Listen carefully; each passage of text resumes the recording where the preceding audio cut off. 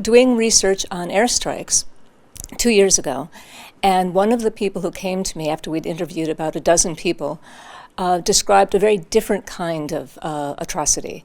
And it was the first time I was aware that these kind of night raids had become so frequent and that the people affected had really no avenue for redress, no one to turn to. And what he described was exactly what we've documented in this report, of forces coming in the middle of the night, shooting several men, taking others with them, and no answers about why they were targeted.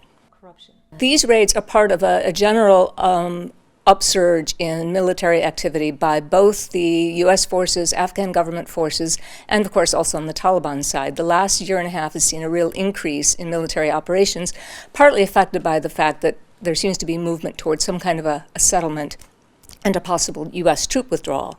So both sides are ramping up their military activities, trying to cause as many casualties, cause as much damage to the other side as possible. But the problem is that civilians are really the ones most affected, and they're dying in these night raids, in these search operations, and in these airstrikes. Since this particular war in Afghanistan that began after 2001, the CIA, the American Central Intelligence Agency, has maintained a parallel counterterrorism operation, parallel to the other U.S. military, Afghan government, NATO forces, and the rest, focused on specifically, initially on al-Qaeda, and then later on the Islamic State and also the Taliban. These particular units that we described in the report emerged out of those operations.